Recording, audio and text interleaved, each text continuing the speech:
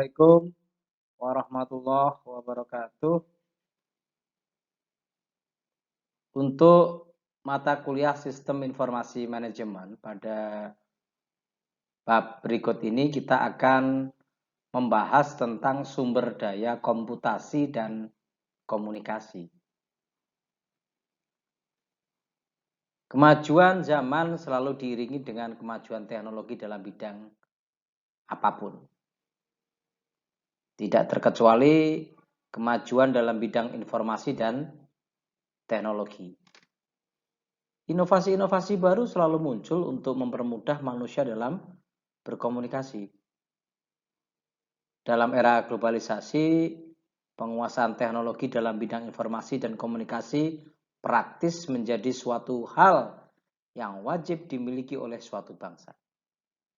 Bisa dikatakan salah satu indikator kemajuan bangsa adalah kemampuan masyarakatnya menggunakan teknologi informasi dan komunikasi dalam kehidupan sehari-hari.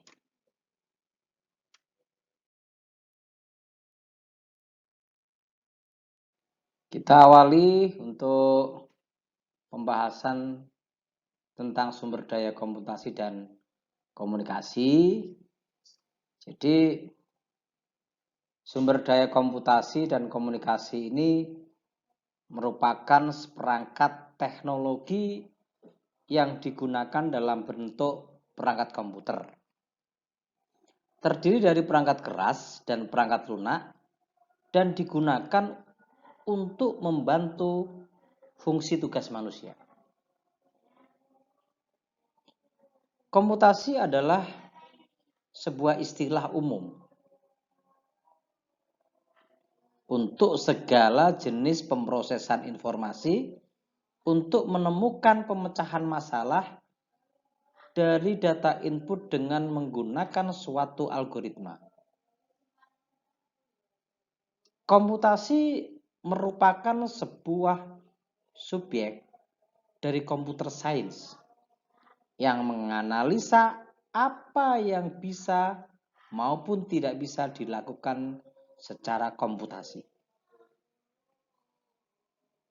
Hal ini ialah apa yang disebut dengan teori komputasi, suatu subbidang dalam ilmu komputer dan matematika.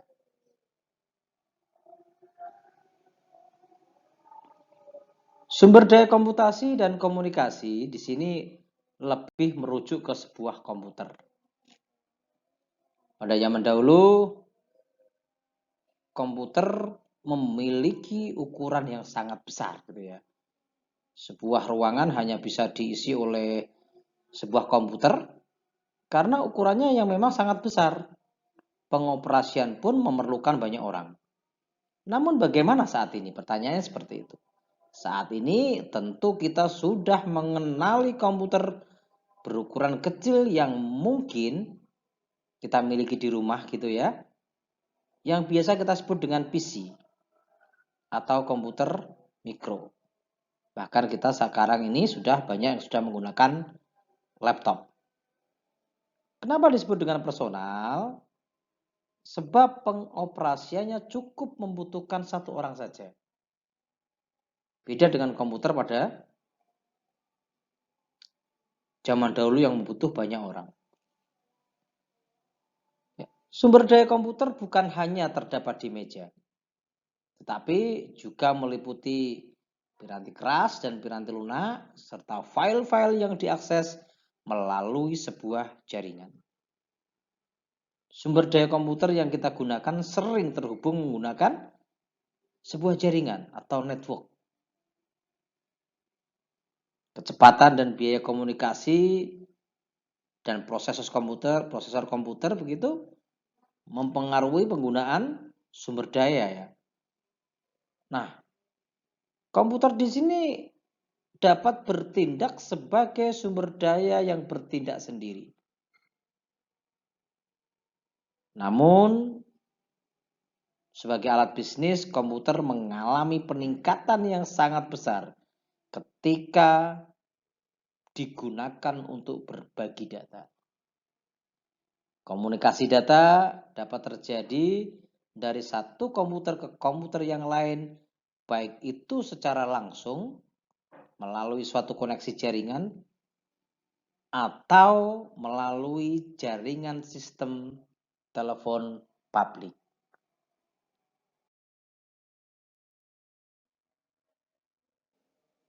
Komponen-komponen komputer ya, ini dapat dibagi menjadi 3 yang ketiga-tiganya tidak bisa dipisahkan. Ini yang pertama adalah hardware ya, atau perangkat keras. Di sana nanti kita coba bahas tentang processing device, input device, output device, storage gitu ya. Terus berikutnya juga software, perangkat lunak maupun brandware atau orang yang mengoperasikan komputer gitu. Nanti pada software kita akan juga bahas tentang sistem operasi atau operating system. Berikutnya juga tentang aplikasi program ya, atau program aplikasi serta language program atau bahasa pemrograman. Kita akan kupas satu-satu untuk bab ini.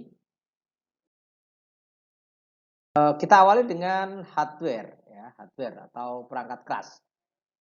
Nah, definisi dari hardware itu sendiri adalah perangkat yang dapat kita lihat dan dapat kita sentuh secara fisik, seperti perangkat-perangkat input atau masukan, perangkat pemrosesan, maupun perangkat untuk output atau keluaran.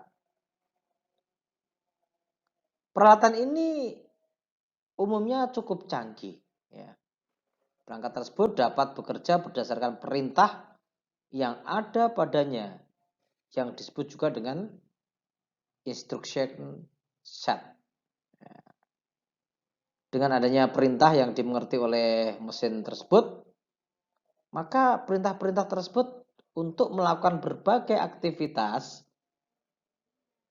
kepada mesin yang dimengerti oleh mesin tersebut. Sehingga mesin, dalam hal ini komputer, bisa bekerja berdasarkan susunan perintah yang terdapat di dalamnya. Itu adalah definisi dari hardware. Kita coba kupas satu-satu ya di dalam hardware itu ya. Di dalam hardware itu kita ada yang namanya processing device atau CPU ya, atau singkatan dari Central Processing Unit. Fungsi CPU yang paling utama adalah memproses dan mengolah semua kalkulasi, perintah dan melakukan operasi aritmatika dan logika terhadap data yang diambil dari memori atau dari informasi yang dimasukkan melalui perangkat keras lainnya untuk menunjang pengoperasian komputer. Itu adalah tentang processing device. Yang kedua dari hardware adalah input device ya. Input device ini adalah perangkat keras komputer yang berfungsi sebagai alat untuk memasukkan data atau perintah ke dalam komputer. Ini beberapa contoh diantaranya dari input device itu ya, alat untuk memasukkan adalah keyboard, ya, pointing device, mouse, ya, touchscreen itu juga dikatakan sebagai contoh dari input device atau perangkat masukan, scanner, mikrofon gitu ya. Itu adalah beberapa contoh yang ada. Berikutnya yang ketiga adalah output device. Output device ini adalah perangkat keras komputer yang berfungsi untuk menampilkan keluaran sebagai hasil pengolahan data ya. Contohnya adalah monitor misalnya, printer, speaker. Nah, itu beberapa contoh dari output device. Nah, keluarannya bisa berupa hard copy ya, kertas, soft copy atau ke monitor atau mungkin suara ya, itu adalah keluaran. Berikutnya yang keempat adalah storage device ya, nanti ada dibagi dua ya, internal storage dan external storage. Kita coba bahas satu-satu ya. Nah, register CPU ini berukuran kecil dia, sehingga tidak dapat menyimpan semua informasi. Maka CPU harus dilengkapi dengan alat penyimpanan yang berkapasitas lebih besar begitu, yaitu memori utama. Nah, di sini terbagi menjadi dua, sebagaimana tadi yang sudah saya sampaikan, yaitu adalah storage, internal storage dan external storage. External storage adalah media penyimpanan yang terdapat di dalam komputer ya. Misalnya ada RAM atau random access memory. Ya, ini fungsinya untuk menyimpan program yang kita olah untuk sementara waktu gitu. Dan dapat diakses secara acak. Ya, dapat diakses secara acak.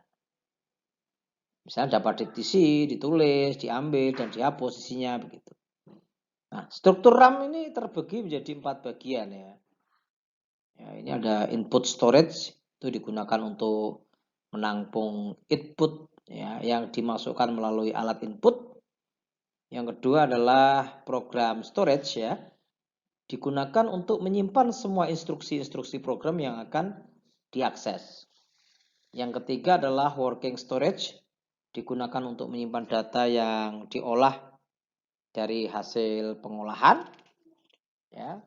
Dan yang keempat adalah output storage, digunakan untuk menampung hasil akhir dari pengolahan data yang akan ditampilkan ke alat output. Tadi untuk storage device, internal storage tadi ya, itu sudah ada RAM. Berikutnya ada ROM ya, atau read only memory. Ya. Memori yang hanya bisa dibaca dan berguna sebagai penyedia informasi pada saat komputer pertama kali dinyalakan. Hanya dapat dibaca. Ya. ROM ini hanya dapat dibaca. Tidak bisa mengisi sesuatu ke dalam ROM tersebut. Karena sudah diisi oleh pabrik. Di dalamnya berupa sistem operasi yang terdiri dari program pokok ya, seperti program untuk mengatur penampilan karakter di layar, pengisian tombol kunci papan ketik untuk keperluan kontrol tertentu, dan bootstrap program. Ya.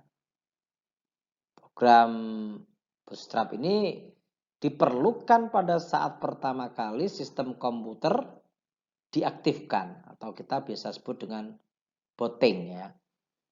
Yang dapat berupa cold booting atau warm booting. Ya. Dimungkinkan untuk merubah isi ROM ya, dengan cara memprogram gitu ya. Jadi kita bisa merubah-rubah isinya tapi dengan cara memprogram ya. Ada beberapa teknik pemrograman ya kalau di ilmu komputer itu ada istilahnya PROM gitu ya, ada EPROM dan ada EEPROM gitu. Oke. Berikutnya untuk storage device yang kedua adalah external storage. Ini merupakan perangkat keras untuk melakukan operasi penulisan, pembacaan, dan penyimpanan data di luar komponen utama tadi. Nah, external storage ini atau media memori penyimpanan ini contohnya adalah hard disk ya yang ada di dalam tadi perangkat komputer. Floppy disk ya, atau CD-ROM, DVD itu juga merupakan media-media penyimpanan ya. Floppy disk, ya, disk. Kalau dulu juga ada yang namanya disket gitu, sekarang udah nggak relevan lagi. Nah itu beberapa penjelasan tentang perangkat keras ya atau hardware. Setelah tadi kita membahas tentang hardware, berikutnya kita akan bahas tentang software ya atau perangkat lunak. Software ini sendiri adalah rangkaian prosedur dan dokumentasi program yang berfungsi menyelesaikan masalah yang dikehendaki. Ini merupakan data elektronik yang disimpan sedemikian rupa oleh komputer itu sendiri. Nah, data yang disimpan ini dapat berupa program atau instruksi yang akan dijabarkan oleh perintah maupun catatan-catatan yang diperlukan oleh komputer untuk menjalankan perintah yang dijalankannya. Nah, ini beberapa bagian ya dari software atau contoh-contoh dari software. Itu ada yang disebut dengan operating system atau sistem operasi. Ini adalah program dasar pada komputer yang menghubungkan pengguna dengan hardware komputer. Jadi pelangkat lunak yang dihubungkan dengan pelaksanaan program dan koordinasi dari aktivitas sistem komputer. Ini ada beberapa sistem operasi ya di dalam komputer itu. Di antaranya kita sering mengenal sistem operasi Windows. Ada juga Linux serta Mac ya, operation system. Nah, tugas sistem operasi ini termasuk ya mengurus penjalanan program yang di atasnya ya. Koordinasi input, output, pemrosesan, memori, serta penginstalan dan pembuangan software.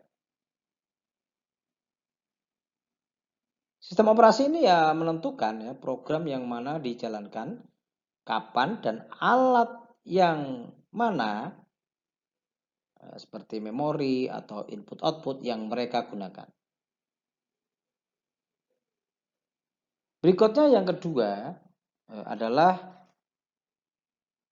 program aplikasi atau application program ya, yaitu program komputer yang siap digunakan untuk kegiatan yang diinginkan ya, yang dibutuhkan sesuai dengan tujuan, atau bisa disebut juga program siap pakai. Program paket digunakan untuk aplikasi bisnis secara umum, aplikasi khusus di bidang industri misal. Aplikasi ini meningkatkan produktivitas organisasi atau perusahaan. Dan aplikasi untuk produktivitas perorangan ya, kalau kita bicara perorangan itu ya yang sering kita gunakan ya Microsoft Word, Microsoft Excel, Corel Draw misalnya, Winamp, seperti itu. Atau antivirus. Yang ketiga, dari bagian dari software atau contoh-contoh dari software adalah bahasa pemrograman atau language program. Adalah bahasa yang digunakan untuk manusia untuk berkomunikasi dengan komputer. Karena komputer memiliki bahasa sendiri, maka komputer tidak akan merespon selain menggunakan bahasa pemrograman.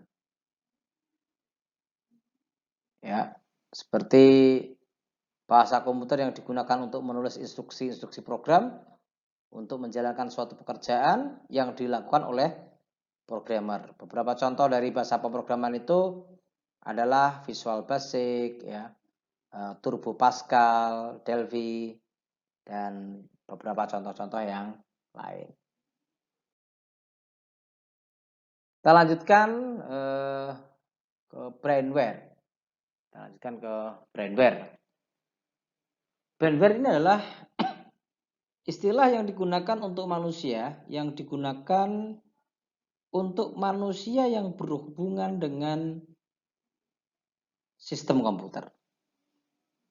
Manusia merupakan sebuah elemen ya, atau suatu elemen dari sistem komputer yang merancang bagaimana suatu mesin dapat bekerja sesuai dengan hasil yang diinginkan. Nah, tingkatan brainware ini terdiri dari beberapa tingkatan ya. Ada yang namanya yang pertama sistem analis. Ini berperan dalam pembangunan dan pengembangan sistem informasi.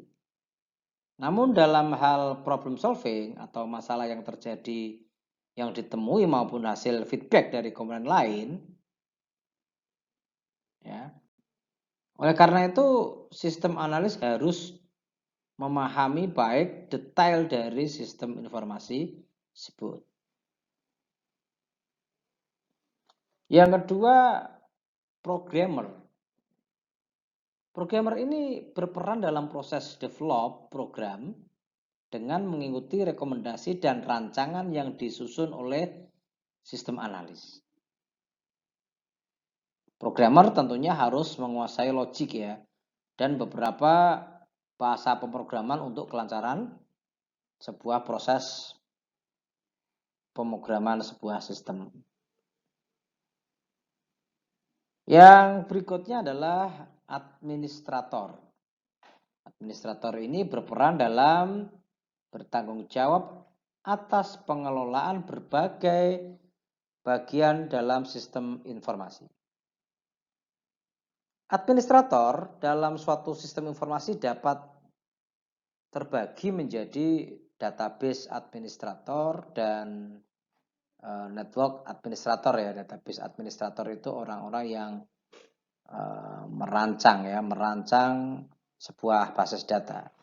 Dan juga untuk administrator jaringan itu orang yang biasanya merancang, mengkonsep sebuah jaringan yang akan digunakan. Bagian dari brandware yang keempat adalah operator atau user ya. User ini berperan sebagai pengguna sistem yang sudah jadi.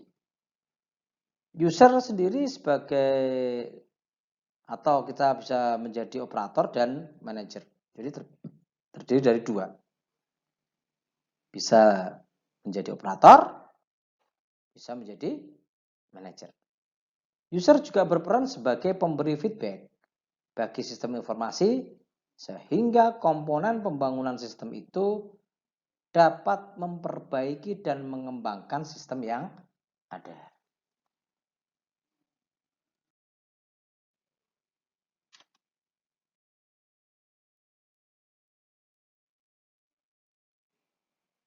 Alat-alat komputasi pribadi ya.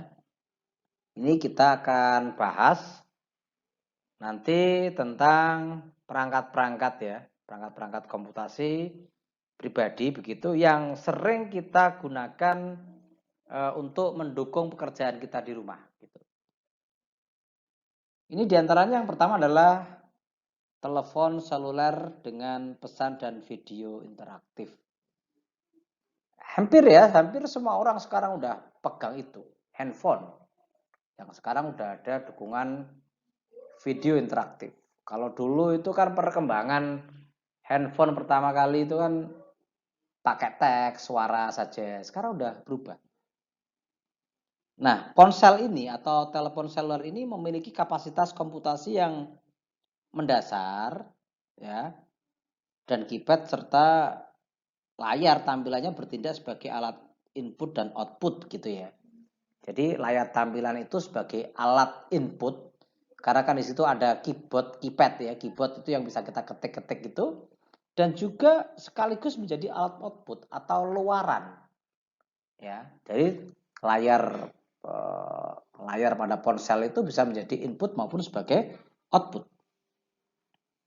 Ponsel ini memiliki fitur-fitur lain yang membantu fungsi-fungsi bisnis, yaitu daftar kontak yang tidak hanya mencantumkan nomor telepon saja, namun juga bisa ada nama, alamat email, dan berbagai catatan-catatan yang lain. Agenda dan alarm. Ini adalah dua fitur tambahan telepon yang membantu tujuan bisnis. Ya, note gitu, catatan itu sangat-sangat membantu sekali dalam tujuan bisnis. Yang kedua, telepon seluler cerdas ya, ponsel cerdas. Smartphone. Ya, smartphone. Jadi ponsel atau telepon seluler cerdas ini dianggap sebagai telepon yang cerdas ya, karena dia menjalankan pekerjaan-pekerjaan yang biasanya dihubungkan dengan komputer mikro. Maksudnya apa itu? Ya, karena dikatakan smartphone, ya smartphone ini karena bisa mengakses web. Oh, ini ya. Bisa mengakses web, internet. Dan dapat mensinkronisasikan seluruh informasi-informasi yang ada. Ada agenda, nomor telepon, dengan komputer mikro. Bisa terkoneksi di sana. Oke. Kalau yang ketiga, ya, yang ketiga adalah jaringan rumah ya. Jaringan rumah itu sama populernya seperti perusahaan TV kabel dan perusahaan telepon yang memasarkan modem untuk koneksi internet broadband gitu. Perusahaan telepon ini menjual modem ya, biasanya kan ada modem ya, dengan membawa akses internet berkecepatan tinggi ke rumah. Banyak rumah tangga yang memiliki lebih dari satu komputer mikro yang memiliki gerbang kecepatan tinggi ke internet ya. Bisa melalui modem kabel, bisa melalui DSL. Mungkin masalah yang terjadi adalah bagaimana membagi satu koneksi di antara beberapa komputer. Sehingga solusi yang paling umum adalah menggunakan sebuah router nirkabel.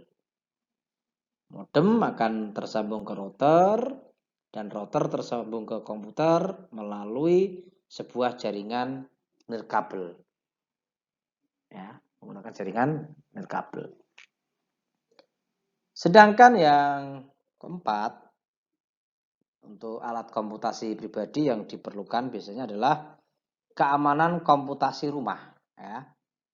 Ini terdapat 3 aspek keamanan yang memiliki arti penting bagi komputer mikro yang digunakan di rumah dan di tempat kerja, yaitu adalah update sistem operasi, virus, dan spyware.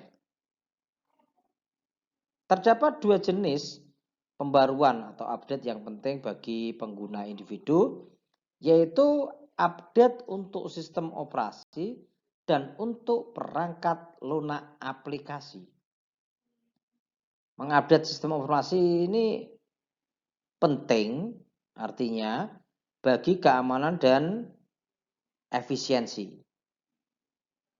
Keamanan adalah kepentingan utama, namun efisiensi hendaknya tidak diabaikan. Hampir setiap hari terdapat satu jenis piranti keras baru yang dibuat atau diperbaiki. Ya. Aplikasi perangkat lunak juga sama, ini selalu menambahkan fitur-fitur baru. Jika tidak ada proses mengupgrade sistem informasi begitu, maka Anda mungkin tidak dapat menggunakan produk-produk atau fitur-fitur secara efisien. Oke, berikutnya tadi setelah update sistem informasi kita akan bicara virus komputer ya. Virus komputer itu apa sih? Virus komputer ini adalah sebenarnya program-program komputer kecil yang menggandakan diri dengan memasukkan diri mereka ke dalam sumber daya komputer seperti program atau file. Virus dan worm ya disebarkan melalui jaringan. Namun bedanya worm perbedaannya tidak harus menempelkan dirinya pada suatu program atau file untuk menggandakan diri dan pada file untuk merusaknya. Karena worm dapat menghapus file, mengubah file, mengirimkan email, dan menimbulkan masalah melalui berbagai macam cara. Yang terakhir untuk keamanan komputasi rumah adalah spyware. Ya, spyware. Sedangkan spyware adalah program komputer kecil yang mengawasi apa yang sedang kita kerjakan dengan sumber daya komputer kita. Ya, kebanyakan vendor penanti lunak antivirus juga memasukkan spyware. Satu-satunya cara untuk mengetahui adanya spyware adalah dengan mendownload anti-spyware dan memeriksa komputer. Jadi misal kita pernah ya berbagi musik atau video dari layanan gratis, mendownload permainan gratis, memainkan permainan game di internet dengan layanan-layanan gratis yang lainnya. Nah, ini kan perlu hati-hati karena ini kita berbagi berbagai media yang ada di komputer. Nah, itu beberapa alat-alat komputasi pribadi yang mendukung proses bisnis pada diri kita di rumah gitu ya. Selanjutnya kita akan bahas tentang komunikasi. Kecepatan transmisi dapat antar komputer yang berlangsung melalui sistem telepon publik. Seringkali lebih lambat daripada ketika komputer tersambung melalui jaringan itu sendiri. Alasannya adalah karena protokol untuk komunikasi sistem telepon publik yang dirancang untuk komunikasi suara dan kualitas serta kecepatan saluran komunikasi ini tidak harus tinggi. Tapi harus ada protokol, ada aturan.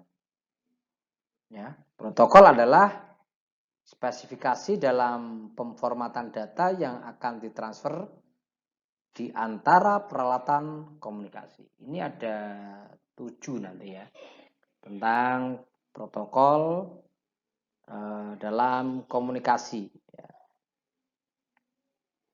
Yang pertama adalah koneksi publik. Ini merupakan koneksi jaringan internet yang menggunakan kabel telepon sebagai penyalur dan lewat modem telepon. Yang kedua adalah koneksi saluran pribadi, ya. Koneksi yang menggunakan sirkuit yang selalu terbuka untuk lalu lintas komunikasi data. Yang ketiga adalah jaringan pribadi maya atau virtual private network.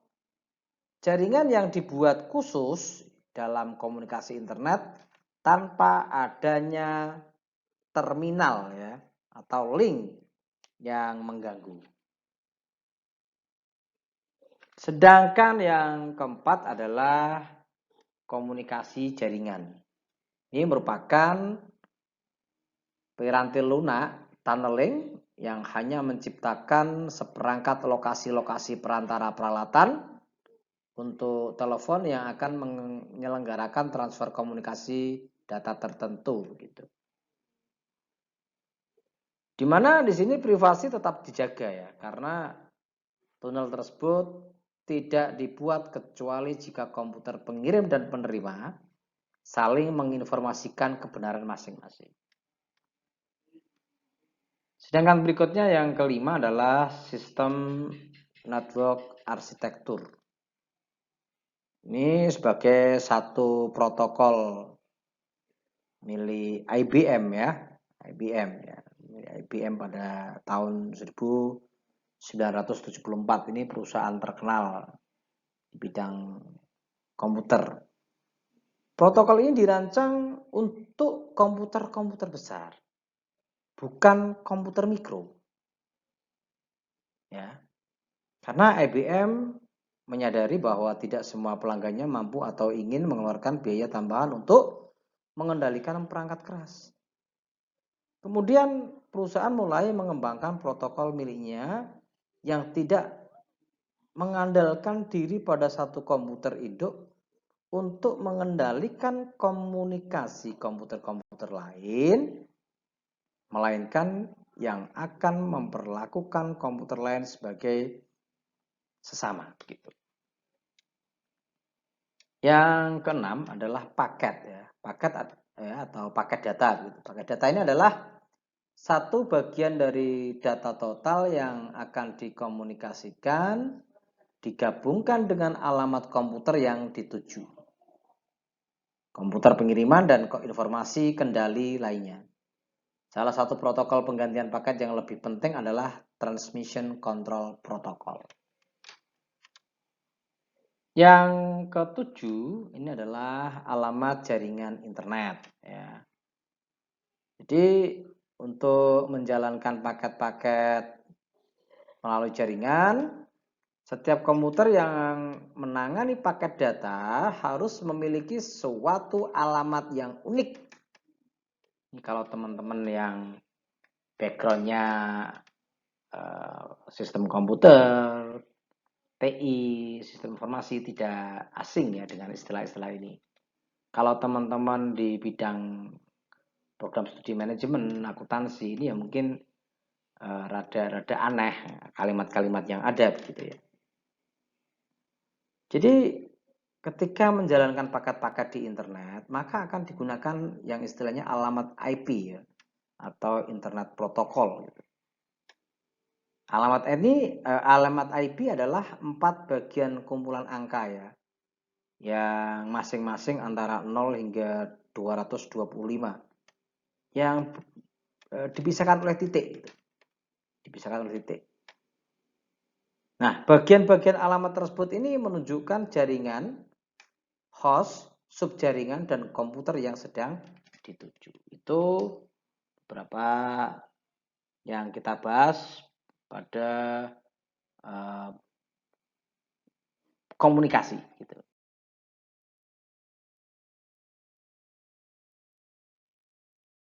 Selanjutnya, pada slide ini, kita akan bahas tentang jenis-jenis jaringan. Ya, jenis-jenis jaringan. Memahami bermacam-macam jenis jaringan ini merupakan hal yang penting. Karena masing-masing dapat memainkan peranan yang berbeda dalam strategi komunikasi perusahaan. Bermacam-macam jenis jaringan secara efektif dapat membagi-bagi komunikasi. Sebagai analoginya adalah tata ruang gedung yang ditempati oleh sebuah perusahaan. Untuk dapat dimasukkan ke dalam suatu jaringan, di setiap peralatan, setiap komputer, printer, atau alat-alat lain yang serupa harus terpasang pada media komunikasi melalui kartu antarmuka jaringan. Kartu antarmuka jaringan atau Network Interface Card atau NIC gitu, NIC ya, bertindak sebagai suatu perantara di antara data yang bergerak menuju dan dari komputer atau perangkat lain dalam sebuah jaringan. Ya, ini ada 3 macam ya, contoh nanti yang akan kita bahas. Yang pertama adalah jaringan area lokal atau LAN ya, Local Area Network. Ya. Jadi sebuah jaringan komputer yang cakupan wilayahnya sangat kecil atau terbatas gitu. Nanti akan kita coba kupas lebih detail. Yang kedua adalah jaringan area metropolitan atau Metropolitan Area Network MAN gitu. Sebuah jaringan komputer suatu kota yang memiliki transfer data dengan kecepatan tinggi.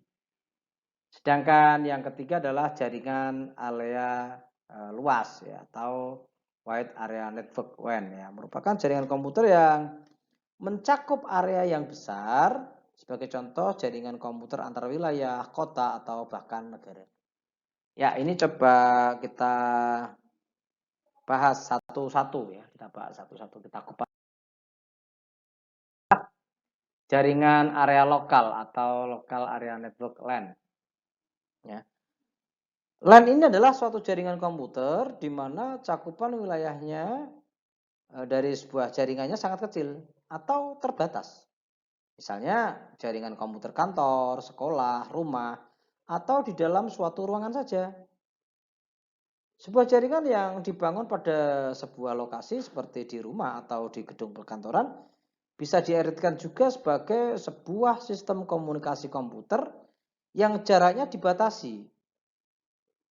Ya, tidak lebih dari beberapa kilometer dan menggunakan koneksi high speed ya, antaranya untuk koneksinya adalah 2 hingga 100 Mbps atau megabit per second. Berikutnya untuk karakteristik ya, karakteristik dari LAN ini adalah karakteristik yang membedakan dengan MAN dan WAN. Ya. Ini karakteristiknya adalah LAN ini dalam ruang lingkup geografi yang lebih sempit. Ada kantor, kampus, sekolah, rumah. Nah, terus LAN ini memiliki kecepatan perpindahan data yang lebih tinggi. Ya. Jadi kecepatan perpindahan datanya cukup tinggi ini, bagus daripada MAN, LAN, MAN dan WAN gitu. LAN ini dapat berfungsi dengan baik tanpa adanya jalur telekomunikasi. Dengan kata lain, LAN tidak membutuhkan akses internet pakai kabel jaringan.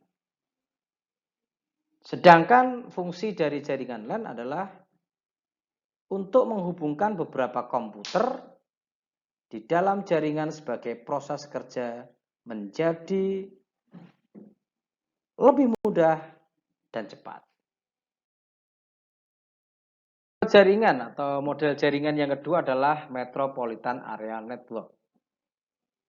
Ini adalah sebuah jaringan komputer suatu kota yang memiliki transfer data dengan kecepatan tinggi. Jaringan tersebut biasanya menghubungkan berbagai lokasi dalam suatu kota, misalnya perkantoran, kampus, pemerintahan, dan sebagainya. Jaringan MAN ya, merupakan gabungan jaringan LAN yang hanya bisa menghubungkan satu gedung saja. MAN ini memiliki cakupan luas yang lebih dibandingkan dengan LAN ya, di mana cakupannya berkisar antara 10 km hingga 50 km. Sehingga MAN ini dinilai cocok untuk jaringan yang menghubungkan antar kantor dalam satu kota ataupun pabrik ya, dengan satu kantor pusat sebagai pusatnya. Jaringan MAN ini hanya memiliki 1 hingga 2 kabel saja. Ya, misal untuk jaringan bank atau sistem perbankan online, setiap bank tentu memiliki kantor utama, kantor cabang, dan yang lain ya. Nah, di setiap kantor tersebut mempunyai LAN. Nah, penggabungan LAN tersebut yang membentuk jaringan besar yang disebut dengan Metropolitan Area Network.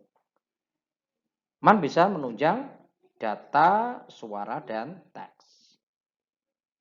Ini beberapa karakter dari MAN adalah mencakup area yang luasnya 5-50 km ya, sebagaimana tadi yang saya sampaikan, tidak dimiliki oleh suatu organisasi tertentu, tidak harus. Dan kerap bertindak sebagai jaringan dengan kecepatan tinggi untuk sumber daya daerah. Karena MAN ini juga mempunyai cakupan koneksi yang lebih besar dibandingkan LAN. Cakupan koneksinya, ya, spektrumnya lebih luas. MAN hanya memiliki 1 atau 2 kabel saja yang tidak mempunyai elemen switching atau untuk mengatur paket beberapa output. Sedangkan fungsi MAN adalah menghubungkan komputer dan juga perangkat lain sehingga bisa melakukan komunikasi satu dengan yang lainnya. Jaringan MAN ini bisa meliputi banyak wilayah sehingga memiliki cakupan koneksi wilayah yang lebih luas. Bisa disebut cakupan tersebut gabungan beberapa lokal area network atau LAN. Tadi kita membicarakan tentang tipe jaringan LAN atau model jaringan LAN dan MAN. Kita akan bahas tentang jaringan area luas atau wide area network atau WAN ya. Ini merupakan sebuah jaringan komputer yang mencakup area yang besar ya, besar sebagai contoh yaitu jaringan komputer antar wilayah, kota, atau bahkan negara. Atau dapat didefinisikan juga sebagai jaringan komputer yang membutuhkan router dan saluran komunikasi publik. Sedangkan fungsi dari jaringan WAN ini adalah menghubungkan jaringan area lokal yang satu dengan jaringan lokal yang lain, sehingga pengguna atau komputer di lokasi yang satu dapat berkomunikasi dengan pengguna dan komputer di lokasi yang lain. Untuk WAN sendiri ini terbagi menjadi beberapa macam.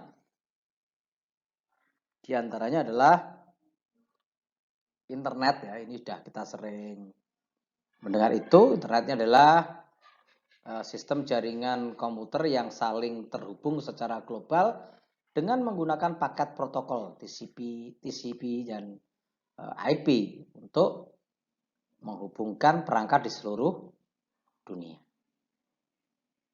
Ini adalah jaringan dari jaringan. Jaringan dari jaringan yang terdiri dari jaringan privat, publik, akademik, bisnis, dan pemerintah lokal ke lingkup global gitu. Dihubungkan oleh berbagai teknologi elektronik, nirkabel, dan jaringan optik.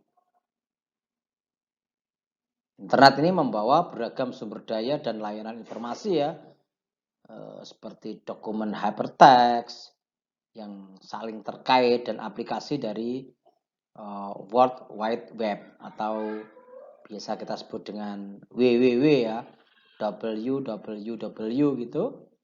Ada juga surat elektronik, email begitu, telepon, dan berbagai berkas yang lain. Internet ini memberikan dampak yang jauh lebih besar pada komunikasi berbasis komputer daripada perkembangan yang lain. Ya. Oke, yang kedua adalah intranet. Intranet itu adalah sebuah jaringan private ya, atau private network yang menggunakan protokol-protokol internet sama TCP IP gitu untuk membagi informasi rahasia perusahaan atau operasi dalam perusahaan kepada karyawan. Kadang-kadang istilah intranet hanya menunjuk pada layanan yang terlihat, yaitu situs web internal perusahaan. Begitu.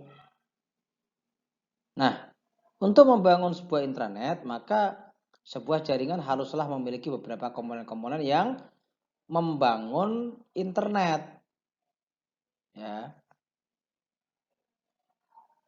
Intranet ini digunakan untuk membantu dan sebagai dukungan ya, alat dan aplikasi, misalnya kolaborasi dalam kerjasama untuk menjalankan untuk memfasilitasi bekerja dalam kelompok dan telekonferensi misalnya, atau direktori perusahaan yang sudah canggih, penjualan dan manajemen hubungan dengan pelanggan atau customer relationship management begitu, manajemen proyek dan lain-lain untuk memajukan perusahaan atau untuk memajukan produktivitas. Yang ketiga adalah extranet. Extranet ini adalah jaringan pribadi ya, yang menggunakan protokol internet dan sistem telekomunikasi publik untuk membagi sebagian informasi bisnis atau operasi secara aman kepada supplier atau penyalur, vendor, ya, penjual, partner, mitra gitu, serta pada pelanggan. Extranet adalah internet. Ya, maaf, extranetnya adalah intranet yang dapat diakses oleh berbagai orang dari luar perusahaan atau mungkin dibagikan oleh lebih dari satu organisasi. Sedikit lebih luas dibanding intranet. Extranet mampu menciptakan jaringan pribadi bagi orang-orang yang berkepentingan dengan perusahaan baik internal maupun eksternal. Tadi sebagaimana yang Saya sampaikan ada klien, vendor, pemasok, mitra, pelanggan untuk saling berkomunikasi. Jadi peran extranet ini melayani peran yang sangat penting karena memungkinkan komunikasi pribadi, kolaborasi, berbagi pengetahuan, berbagi dokumen, dan transfer data antar organisasi. Extranet mendukung berbagai kebutuhan. Volume data yang besar dapat dipertukarkan antar pihak melalui extranet. Misalnya apa? Ya, memudahkan kolaborasi. Ya, jadi mengirimkan data gambar, gambar video, telekonferensi, ya, sehingga memudahkan sebuah kolaborasi dari berbagai tadi penyalur, penjual, vendor, mitra, pelanggan, dan yang lain-lain.